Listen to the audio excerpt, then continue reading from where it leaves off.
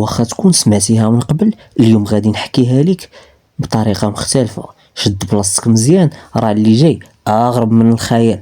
كاين قصص كتكون غير خيال، وكاين قصص كتبقى في البال، وهاد القصة وحدة منهم. ماشي اي واحد كيعرف هاد القصة، ولكن اليوم غادي نكشف السر. نبداو على بركة الله. عنوان القصة: السجين اللي رجع ولكن ماشي هو.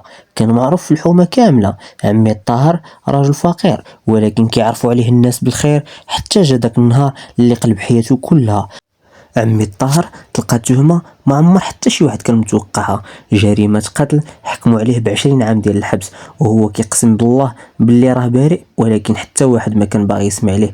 دازت السنين والناس نساتو، حتى جا نهار الافراج عليه. ولكن المفاجأة كانت كبيرة. الناس اللي كانوا كيعرفوه قبل بداو كيقولوا هاد السيد ماشي هو، عنده نفس الوجه، نفس الصوت، نفس كلش، ولكن شي حاجة فيه ماشي طبيعية، بحال إلا مجرد نسخة بلا روح. الغرائب بدات كتوقع ملي رجع للحومة.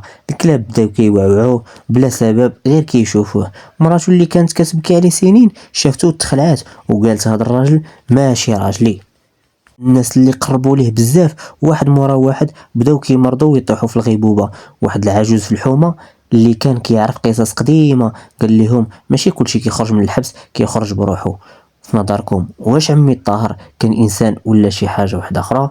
واش فعلا دوز 20 عام في الحبس ولا في بلاصة واحدة اخرى؟ وعلاش الناس اللي كيقربوا ليه كيوقع لهم شي حاجة غريبة؟